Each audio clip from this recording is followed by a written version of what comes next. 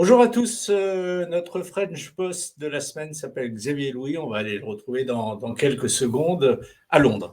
Ce qui est intéressant dans la vie professionnelle de Xavier Louis, c'est qu'il y a véritablement eu deux parties, celle qui a précédé la révélation de gènes d'une maladie et celle qui a suivi la révélation de gènes de cette maladie avec une inversion de tendance très nette au milieu.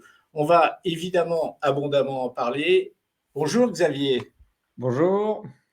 On est ravis que vous soyez avec nous, surtout que vous avez vraiment une belle histoire à raconter, puisque votre vie professionnelle, manifestement, cumule l'humain et le professionnel de manière très étroite. Auparavant, Xavier, derrière moi, la ville de Londres, c'est une photo que vous m'avez envoyée.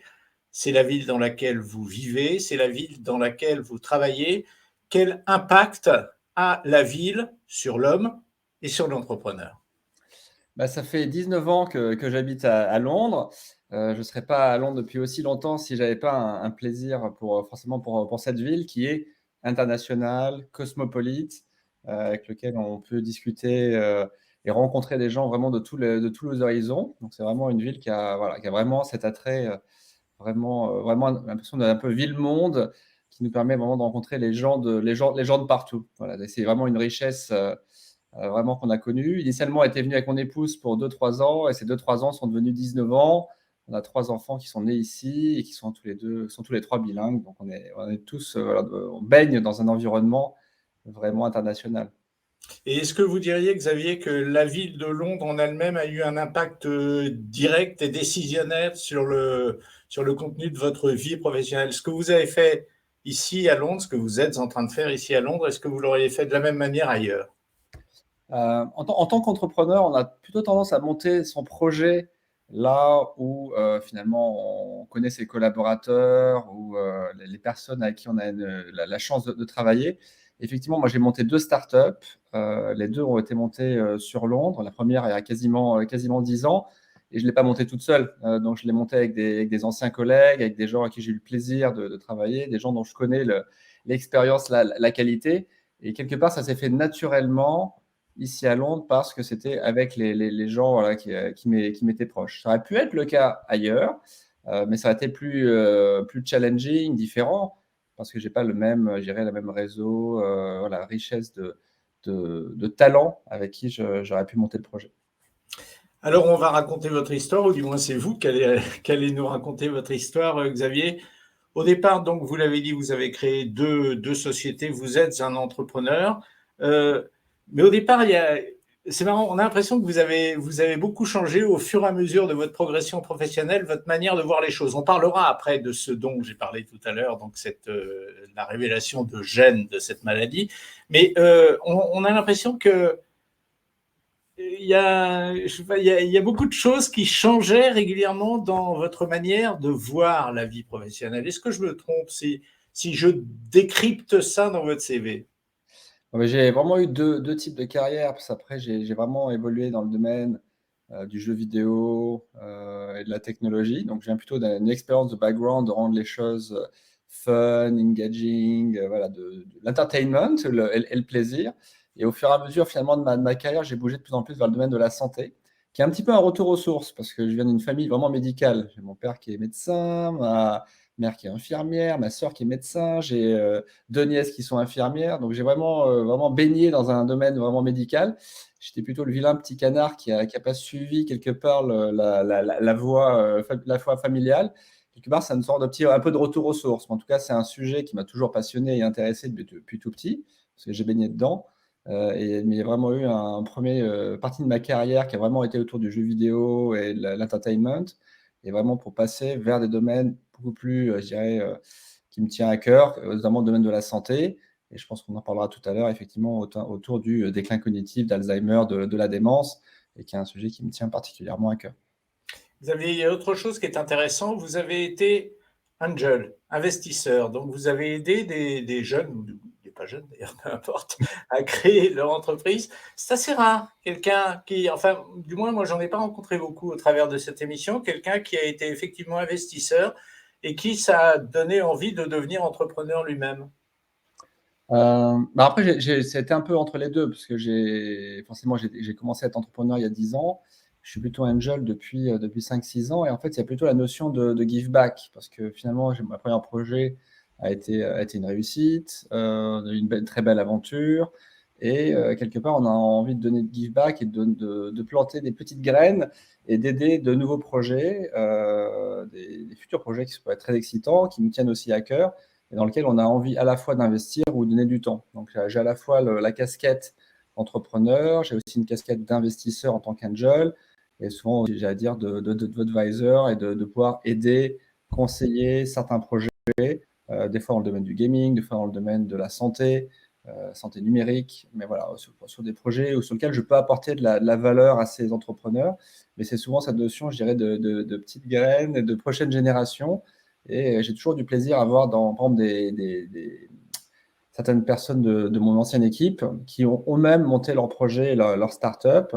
Voilà, donc c'est vraiment un côté un petit peu de joueur qui devient entraîneur. Ouais.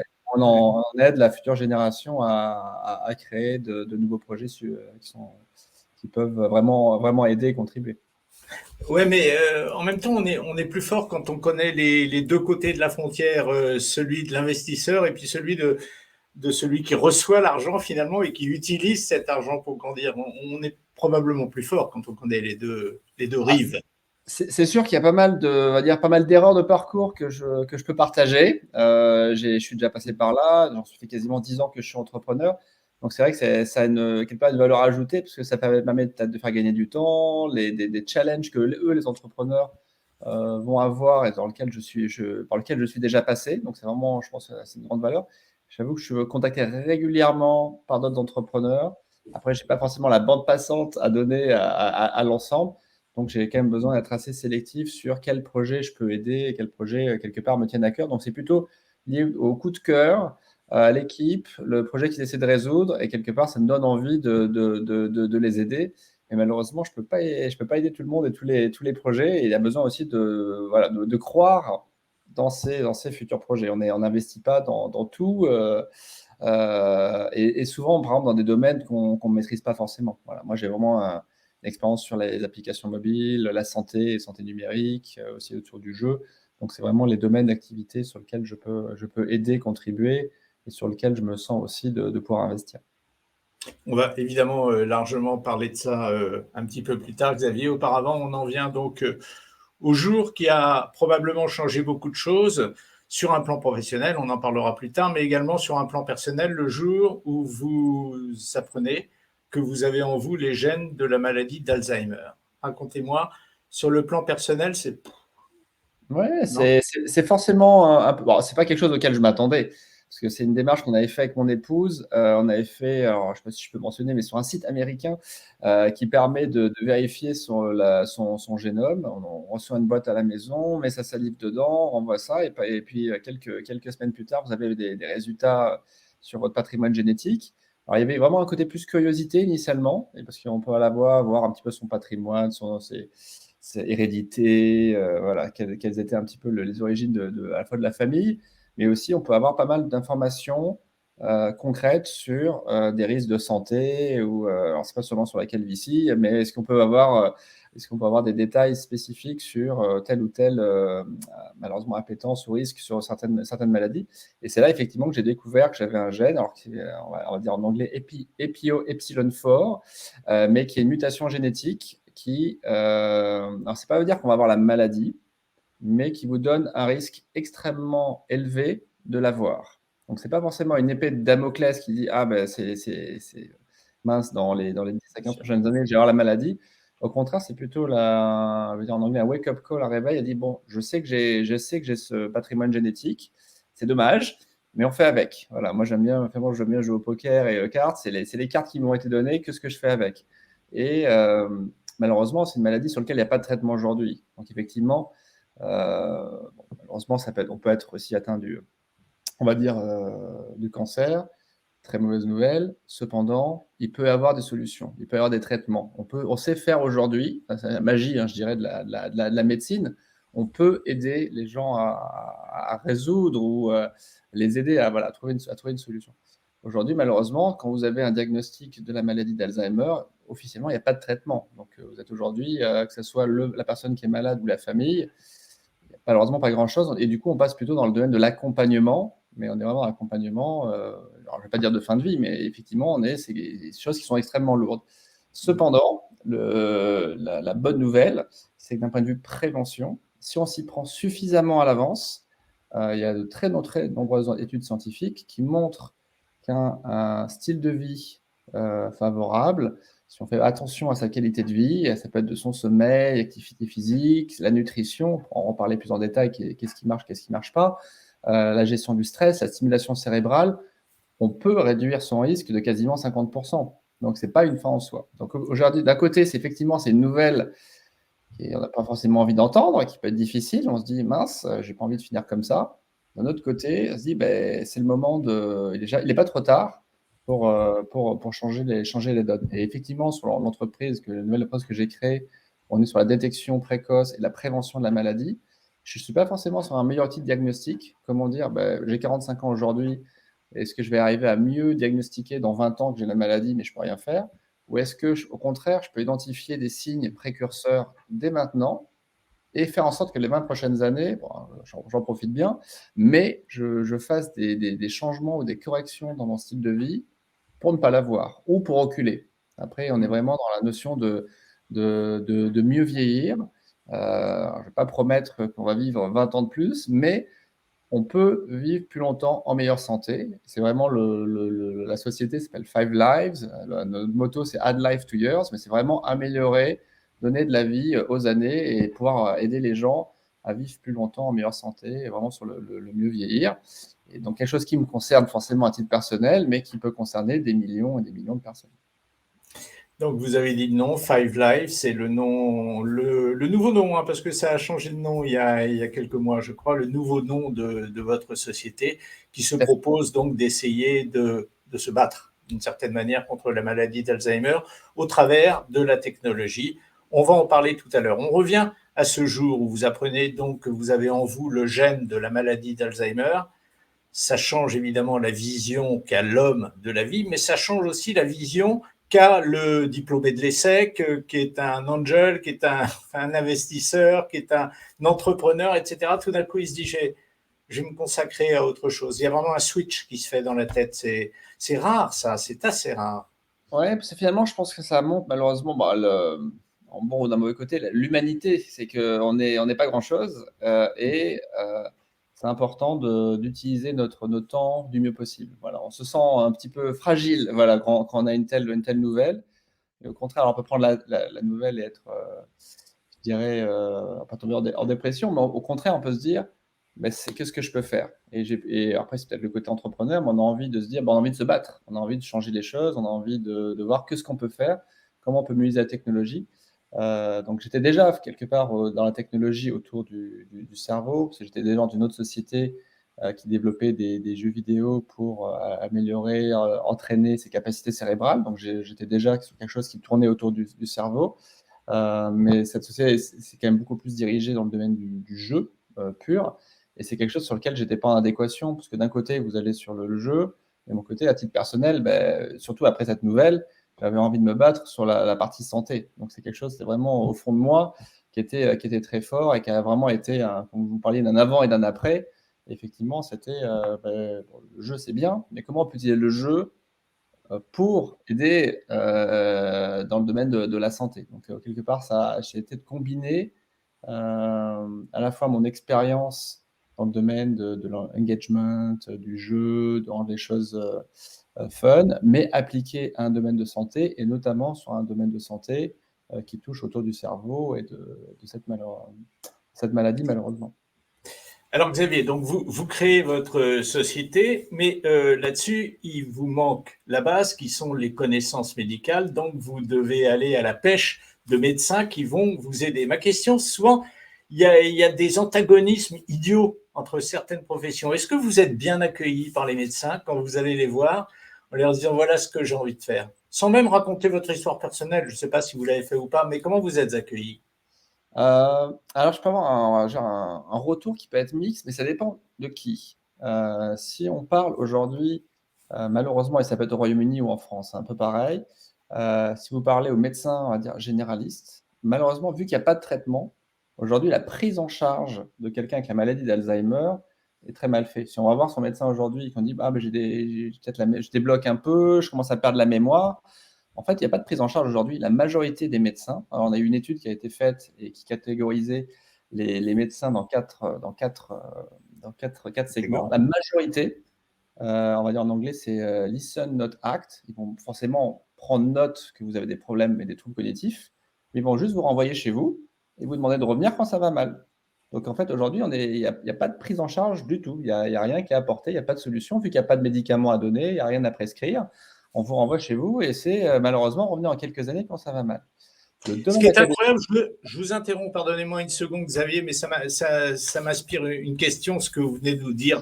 Il n'y a pas de prise en charge, mais ce qui est incroyable, parce qu'on peut peut-être rappeler les chiffres qui sont ceux de la maladie d'Alzheimer, ils sont assez stupéfiants. C'est quand même une maladie qui touche énormément, énormément de monde, et c'est surprenant, donc. Malheureusement, c'est plus de 50 millions de personnes dans le monde aujourd'hui, diagnostiquées, sûrement beaucoup plus si on prend ceux qui n'ont pas eu un diagnostic de la maladie. Ça sera 150 millions de personnes d'ici 2050, forcément avec un vieillissement de la population. Il y a quand même une prévalence de la maladie avec le vieillissement, donc avec une population qui vieillit, forcément, on va avoir beaucoup plus de cas. Et effectivement, c'est plus de 150 millions de personnes d'ici 2050. C'est plus de 50% de la population qui a un parent relatif, quelqu'un de leur Ouais. famille qui a la maladie. Donc aujourd'hui, on est tous exposés. Alors peut-être que quand on a 20 ans, on n'y fait pas forcément attention, mais on est malheureusement maintenant, après 40 ans, très très grande chance qu'on connaît malheureusement quelqu'un qui a la maladie et auquel on peut être exposé. Ça touche tout le monde. Et surtout, c'est le fait qu'il n'y a pas de traitement. C'est que c'est le top 10, malheureusement, des causes de décès aujourd'hui dans le monde. C'est la seule pour laquelle vous n'avez pas de traitement. Donc, Ouais. malheureusement, comme je ne vais pas voir comparer malheureusement au cancer, c'est aussi tragique. Cependant, il peut y avoir des solutions, il peut y avoir des traitements, il y a une réponse possible. Je ne suis pas forcément à chaque fois, malheureusement, mais on peut y faire quelque chose. Là, on se place sur quelque chose, je ne vais pas vous comparer à une pandémie, c'est un peu une pandémie sans vaccin, bah, il n'y a pas de solution. Quoi. On est affecté et on ne peut rien y faire aujourd'hui. Et la seule chose que vous pouvez faire, c'est la prévention et de changer, modifier son style de vie. Alors, on espère tous qu'il y aura des traitements dans le futur. J'ai discuté avec beaucoup de monde dans le domaine de l'industrie, des spécialistes, des gens passionnés qui passent leur vie, qui dédient leur vie à trouver un traitement. Donc on espère tous, mais aujourd'hui, après, il y a peu de choses. Je vous ai interrompu, Xavier, donc vous étiez en train de me parler de l'accueil qui vous avait été réservé par la corporation des médecins. Vous n'avez pas fini là-dessus, pardonnez-moi. Oui, donc alors, c'est pas tous ces médecins, mais c'est la majorité de toutes les études. C'est une étude qui avait été faite par Alzheimer Research UK et qui avait discuté quelle est la prise en charge du déclin cognitif par les GP, ou on va dire les médecins généralistes. Et effectivement, il y avait différentes populations. La majorité était listen, not act, c'est j'écoute que la personne a malheureusement des troubles, mais on la renvoie chez soi parce qu'il n'y a rien à faire. Il faut revenez me voir en quelques années quand ça ira vraiment mal. Et là, on viendra vous diagnostiquer et il y aura une prise en charge légère à ce moment-là, mais on sera plus dans l'accompagnement. Il n'y a pas de traitement et malheureusement, c'est une sorte tristement de vide parce qu'on ne sait pas quoi faire. Sur la partie académique, si on discute, aujourd'hui, on a des conseillers médicaux, scientifiques, par exemple de l'université d'Oxford. On travaille avec Dementia Platform UK, qui est la plus grosse cohorte de patients sur la recherche sur la démence aujourd'hui au Royaume-Uni. Au contraire, on est au proche des gens qui cherchent eux-mêmes à trouver des solutions, qui travaillent sur de trouver des nouveaux traitements. Donc, au contraire, la communauté scientifique et la communauté de chercheurs extrêmement intéressés sur ces nouvelles solutions digitales qui pourraient aider sur la détection précoce, sur de la prévention. Donc là, au contraire, il y a vraiment un retour qui est très différent. Les associations de patients aussi sont très enthousiastes, je dirais, à ce niveau de solution, vu qu'on est dans un domaine où il n'y a rien. Tout ce qui peut être vraiment nouveau et une lueur d'espoir. Donc, c'est forcément, il y a une grande ouverture, je dirais, sur ce type de projet. Le problème, c'est comment on change les mentalités, comment on peut changer, et notamment au niveau des médecins, pour les aider à changer un petit peu de modèle. Alors, Ça passe beaucoup par la partie éducation, le awareness, améliorer la visibilité, leur expliquer que même des fois, des solutions digitales, ça peut être aussi efficace, voire même plus efficace que des solutions par exemple, pharmacologiques. Mais il y a quand même un changement de mentalité qui est nécessaire. Alors, je dis ça, je viens du domaine médical et je sais à quel point le domaine médical fait ce qu'ils peuvent. Mais il y a aussi un peu une sorte de choc à faire au niveau des mentalités et en quoi les nouvelles technologies peuvent aider sur certaines de ces pathologies. Justement, aujourd'hui, quelle est la collaboration, quel est l'apport de Five Lives, la société que vous avez créée? Quel est l'apport de Five Lives? Très, très réel, très concret. Quel est cet apport à la médecine? Ouais.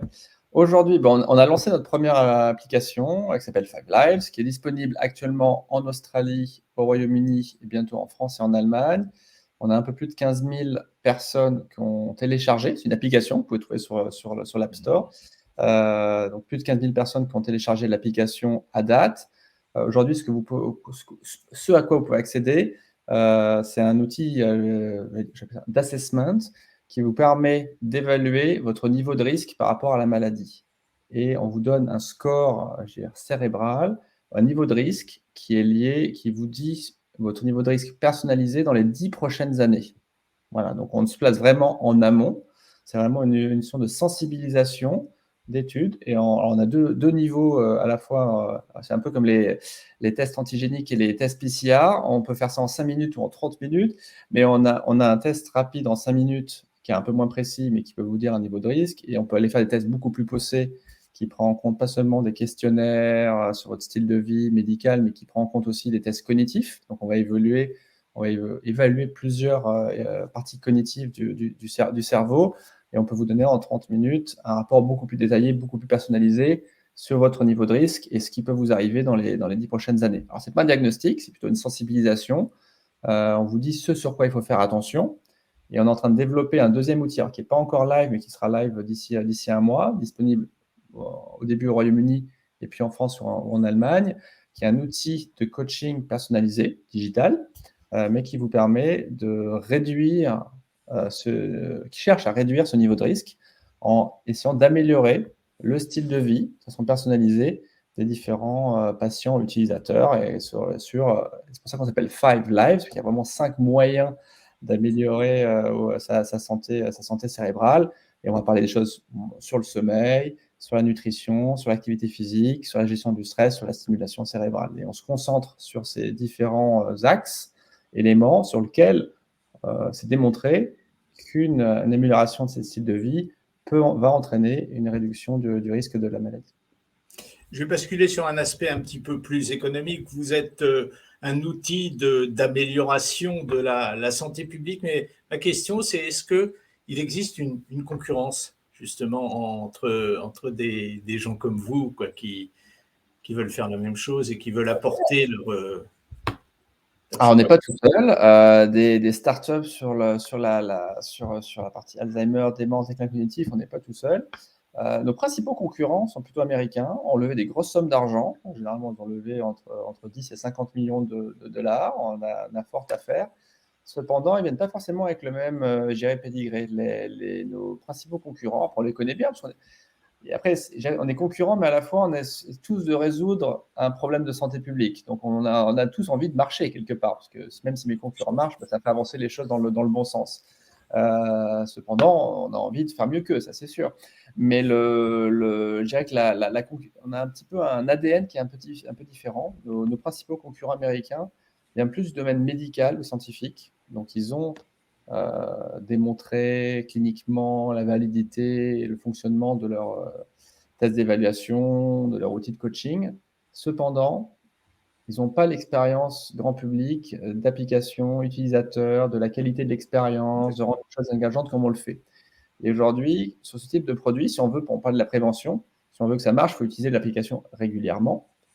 Et ne pas utiliser l'application régulièrement, c'est comme oublier de prendre son médicament. Vous avez démontré qu'un médicament fonctionne, mais si vous ne le prenez pas, y a pas de, vous n'allez pas, si vous ne prenez pas votre médicament pour le anti-inflammatoire, vous allez avoir encore mal. Voilà. Donc, c'est extrêmement important d'avoir à la fois et la validation des données cliniques, enfin, c'est parce qu'on est dans un domaine de santé, donc il faut quand même démontrer, c'est des produits qui sont régulés, sur lesquels il faut démontrer la qualité des données, de montrer que c'est l'efficacité des solutions, mais elles ne marchent en monde réel que si les gens le font et l'utilisent. Et donc, dans le domaine des applications, si les gens ne reviennent pas dans l'application, ne suivent pas le programme de coaching, bah, vous n'avez pas d'amélioration possible.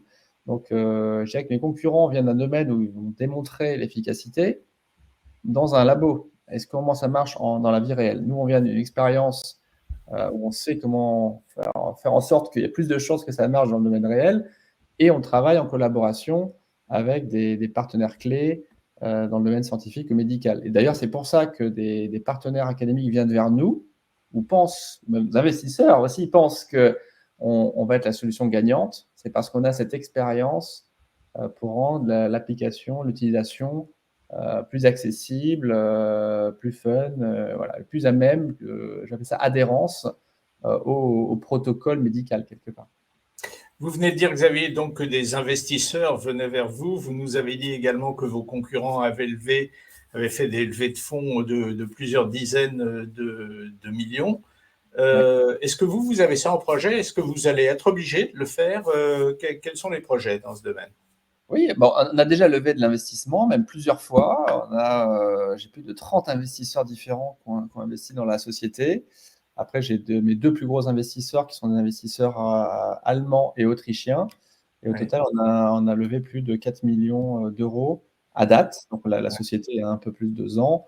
Et on a levé 4 millions, ce qui nous a permis de recruter, développer, rechercher. Parce qu'après, on est sur des projets de recherche qui sont longs, qui sont coûteux. Alors ça, c'est une grosse différence entre une application purement grand public et le domaine de la santé, c'est que ça prend beaucoup de temps. Faire les projets de recherche, si on est sérieux, le temps de recherche, de démonstration de l'efficacité des données cliniques prend beaucoup de temps. Donc, malheureusement, alors heureusement, c'est-à-dire qu'on fait les choses bien, malheureusement, c'est que ça prend du temps, mais ça coûte aussi de l'argent et c'est très important d'avoir le niveau d'investissement nécessaire pour pouvoir faire ces projets de recherche et démontrer l'efficacité du produit.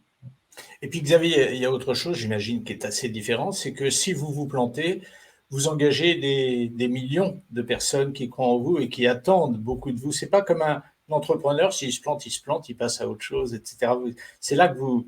Enfin, moi, je ressens ça de l'extérieur, hein. Peut-être que je me gourre complètement, mais oui ou non? Alors, je ne sais pas s'il y a une attente de millions de personnes. Après, on essaie d'aider les gens. D'une certaine manière. Après, on est sur une maladie où on se dit, même réussir un tout petit peu, ça va aider. Et vu qu'il n'y a rien, même si, alors je vais pas dire qu'on va se planter, mais le fait, même si ça marche, mais moins que prévu, ce sera déjà une énorme amélioration et ce sera déjà un début de solution en l'absence de tout, quoi. Donc, en fait, aujourd'hui, on ne sait pas encore si on va réussir, on ne sait pas encore si on va même démontrer que l'efficacité de notre outil de coaching, est-ce que les gens vont vouloir vraiment l'utiliser ou pas? Il reste plein de choses à démontrer. Cependant, on espère qu'on peut vraiment aider beaucoup les gens. Même si on les aide déjà un petit peu, je pense qu'on pourra déjà être très fiers du projet. La motivation de l'entrepreneur, c'est avant tout, en temps normal, de gagner de l'argent. J'imagine que pour vous, elle est un petit peu différente, votre motivation, une double motivation. Alors, je ne vous dirai pas laquelle est la plus importante, ce serait une question idiote, mais est-ce que c'est vrai qu'il y a véritablement une double motivation, aider la médecine à grandir dans ce domaine, et puis gagner de l'argent quand même, parce que vous avez quand même fait l'essai, quoi. Au départ, pas se mentir. Je dirais qu'effectivement, c'est deux drivers, mais il y en a un avant l'autre, ou un drive l'autre. Si votre driver numéro 1, c'est juste faire de l'argent, vous n'allez pas y arriver. C'est pas ça qui va vous, en temps dur, c'est pas à cause de l'argent que vous allez vous relever. Ce qui vous permet de vous relever, et j'en ai eu des coups durs, c'est parce qu'on a un projet, on sait pourquoi on se lève le matin, on a envie de pouvoir contribuer. Et je dirais même pour moi, et les personnes de l'équipe, parce que mes collaborateurs et les personnes qui sont intéressées par travailler au projet, finalement, sont passionnés par le projet, ils ont envie de contribuer. Donc, c'est vraiment quelque part notre bâton de pèlerin. Voilà, c'est ce qui nous aide quand même à avancer dans les temps compliqués. Cependant, c'est toujours beau de pouvoir construire une entreprise, avoir un projet qui se développe. Il y a une certaine, bien sûr, une fierté. Et des fois, on peut voilà, récolter les bénéfices de ça. On va pas s'en plaindre. Mais c'est bien de pouvoir faire les deux à la fois, mais c'est pas l'un sans l'autre. Voilà. Donc c'est vraiment, il faut trouver un équilibre entre les deux.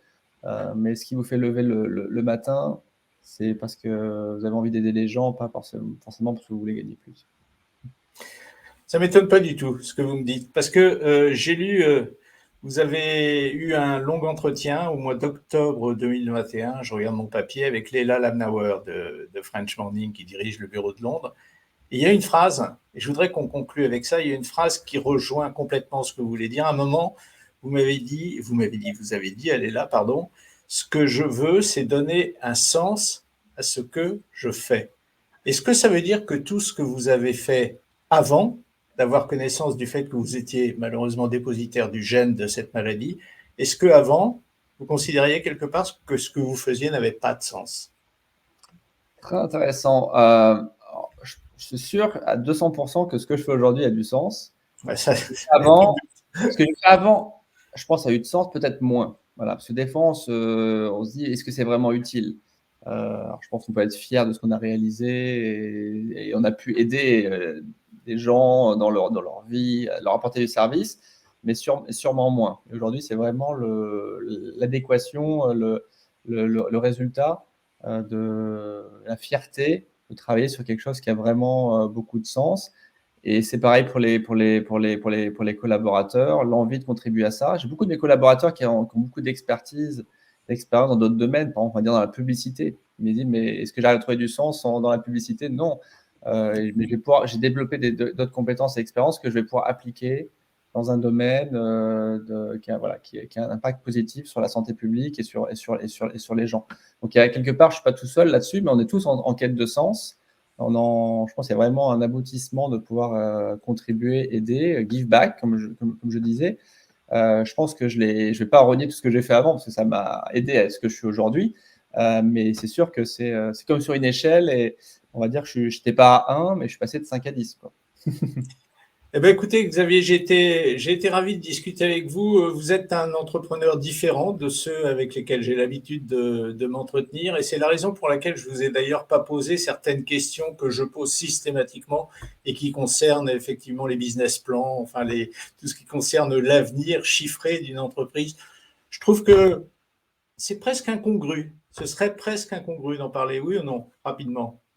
Oui, mais bon, après, il se passe forcément des modèles économiques derrière, parce que j'ai quand même des investisseurs, on parle de retour sur investissement, mais Il est trop tôt, peut-être. ça viendra naturellement, Voilà. parce que quelque part, un modèle économique fonctionne parce qu'on arrive à résoudre un problème pour les gens. Si on arrive, notre problème problématique, si on arrive à démontrer l'efficacité, qu'on arrive à aider la vie des gens, le modèle économique viendra derrière. Il n'y a pas de doute, et on récoltera tous les bénéfices, et les investisseurs aussi, mais ça vient de régler un problème. Voilà. Et entrepreneurs, on règle. Il était trop tôt pour en parler. Merci Xavier d'avoir été avec nous. Une belle histoire, et surtout, on a très envie de vous souhaiter bonne chance pour la suite. Merci beaucoup Xavier. Merci beaucoup, mon plaisir. Au revoir.